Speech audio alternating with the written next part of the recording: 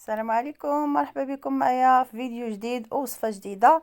اليوم ان شاء الله غادي نتقاسم معكم واحد الوصفه ديال الكوكيز، يعني لشرب الشاي او القهوه. كنحضروه حتى الوليدات باش يديوه معاهم المدارس. لما لا، يعني هذا تحت الطلب ديال الابن ديالي. قال لي بغيت الكوكيز، وقلت علاش لا اللي ما نتقاسموش معكم. غادي نقدم لكم وصفه اللي سهله وبسيطه بزاف، مقادير متوفره وبسيطه، ومراحل اللي بسيطه بزاف. قرمشه ولون ذهبي ومذاق ما شاء الله. دابا خليكم معايا باش نتعرفوا على المقادير والطريقه ديال التحضير. كيف ما كتشوفوا معايا هنا المكونات: عندي 4 ديال الحبات ديال البيض بدرجه حراره المطبخ، عندي واحد الرشه ديال الملح، 250 غرام ديال الزبده بدرجه حراره المطبخ حتى هي، عندي كأس ونصف من السكر حبيبات، كأس من الزيت النباتية، وعندي 100 غرام من حبيبات الشوكولاتة الخاصة بالكوكيز أولا لي بيبيت دو شوكولا. وكنحتاج هنايا 2 أكياس من خميرة الحلويات، الوزن ديالهم 16 غرام، كل كيس كيوزن 8 غرام، و2 أكياس من سكر الفانيلا أولا الفانيلا السائلة.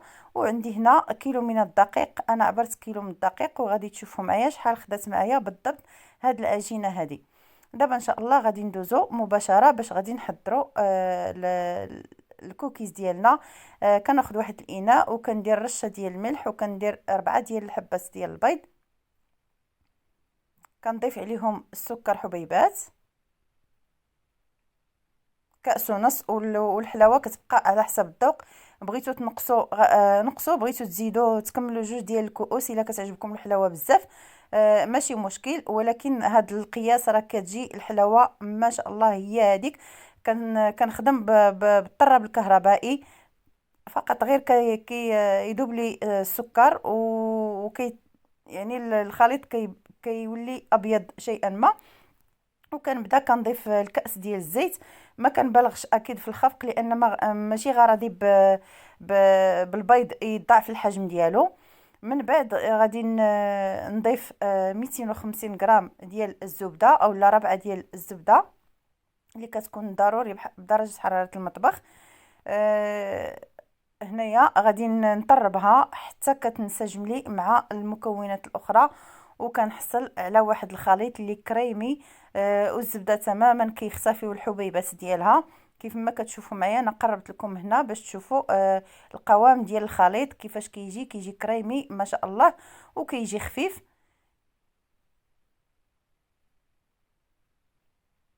صافي هنايا كنضيف هذوك 2 ديال الاكياس ديال سكر الفانيلا، تقدروا تضيفوهم في هذه المرحله اولا تضيفوهم في الاول مع السكر. كنخلط واحد الخلطه خفيفه.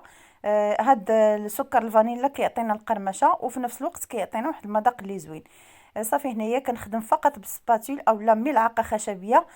كنبدا كنضيف الدقيق وانا كنغربل، يعني ضروري نخلو الدقيق باش كندخلو فيه واحد الكميه من الهواء، وكيجينا الكوكيز ديالنا ناجح وكيجينا زوين ومهوي خفيف ومقرمش في نفس الوقت. كنضيف 2 أكياس من خميره الحلويات، كنبدا كنخلط الدقيق حتى كيختفي، وكنزيد يعني كنبدا نضيف الدقيق عبر دفعات. هنايا كنضيف حبيبات ديال الشوكولاته الخاصه بالكوكيز. اكيد ما نخليهاش حتى الاخير باش ما تعذبنيش باش تنسجم مع العجين من الاول. كنبدا كنضيف الدقيق شيئا فشيئا حتى كنتحصل على واحد القوام اللي رطب واكيد ما كيلتصقش في اليدين. انا ملي كنحس بالعجين ديالي بدا كيتجمع، غادي نستغنى على السباتول اولا الملعقه الخشبيه باش كتخدموا نتوما. ماشي مشكل، اي حاجه عندكم خدموا بها. غادي ندخل هنا يدي باش نتحكم في العجين ونعرف القوام ديالها كيفاش خاصها تكون. هنايا كنضيف بشويه بشويه، وانا دائما كنستعمل واحد المصفات باش غادي نخل هذاك الدقيق باش كندخل واحد الكميه ديال الهواء. وكيف ما كتشوفوا معايا الطريقه ديال العجن راه ما كنعجنش وما كندلكش نهائيا، فقط كنجمع برؤوس الاصابع، كندخل الدقيق فقط. لان الانواع دائما ديال الحلويات اللي فيهم الزبده ما خصناش ندلكوهم باش ملي ندخلوه للفرن ما يتجمعش وما يخسرش ليه الشكل ديالو. كيف ما كتشوفوا معايا هنا وريتكم، خدات معايا هاد العجينه كيلو من الدقيق كيف ما عبرته يعني. ولكن ما تضيفوش اكيد دفعه واحده، لان درجه الامتصاص ديال الدقيق كتختلف من نوعيه الاخرى. وهنايا بعد ما جمعت العجينه ديالي كناخذ واحد البلاستيك، بلاستيكه بلاستيك غذائي.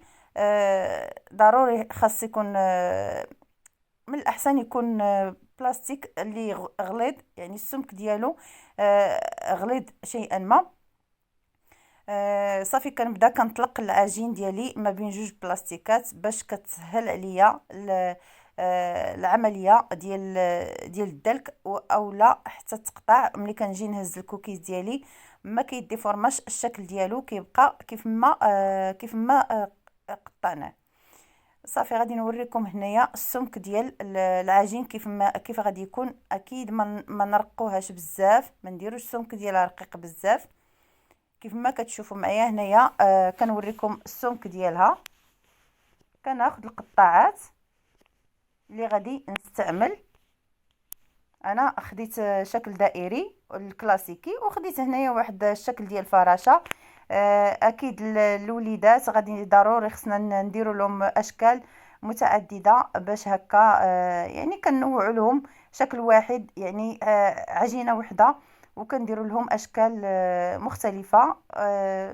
يعني الا بغينا نقولوا كنخدعوهم شويه. صافي كنبدا كنقطع بهذا الشكل هذا. كنحط القطاعه ديالي كنضغط بالكف ديالي، كنهبط هبطه وحده على العجين باش ما كنخسرش ليه الشكل ديالو.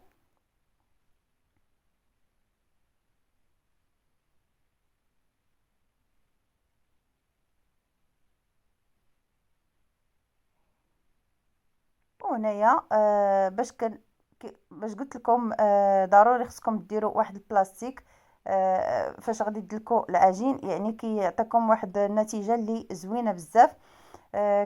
كتهزوا العجين ديالكم اللي قطعتوه بكل سهوله، ما كيديفورماش ما كيلتصقش، يعني ما كيتهرس ما حتى شي حاجه. فقط كنبقاو كنهزوا البلاستيكه ديالنا وكنحيدوا الزوائد من الجوانب، وكنهزوا الطابع ديالنا اللي طبعنا بكل سهوله، وكنحطوه في اللاطه اللي غادي تدخل الفرن اللي اكيد مفرشه بورق ديال الطهي. هنايا العجين اللي كيتبقى ليا بغيت نوريكم كيفاش كنجمعوه. يعني اكيد ما نجمعوش باليدين ديالنا ونكوروه اولا نعجنوه، كنجمعوه غير بهذه الطريقه هذه باش من بعد ملي كنعاودو كندلكوه وكنقطعوه، يعني كنتحصلوا على نفس النتيجه، يعني نفس الاشكال. ما كتخسرش لينا الاشكال ديال الكوكيز. وكنستمر حتى كنكمل العجين ديالي كامل. كنشكلو بنفس الطريقه، يعني كندير نصف من نوع من الشكل ديال الفراشه، والنصف الاخر النوع الكلاسيكي او الشكل الكلاسيكي ديال الكوكيز. من الاحسن انكم تحضروه في المنازل ديالكم لوليداتكم، كتعرفوا اشنو عطيتوهم حتى هكا ملي كيديوه للمدارس يعني كتكونوا مأمنين عليهم وخالي من المواد الحافظه. هنايا بعد ما كملت التشكيل ديال اللاطه الاولى ديال الكوكيز، هنا الفرن ديالي راه سخون على 160 درجه من الاعلى ومن الاسفل.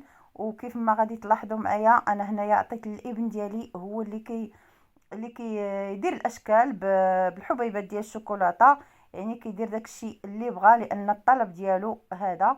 وخليته يبدا ويشكل بالطريقه اللي بغى، يعني على حسب يعني على حسب داكشي اللي بغى، على حسب الذوق ديالو. خليته هنا كيدير لي زيموجي، واحد ضاحك واحد مقلق.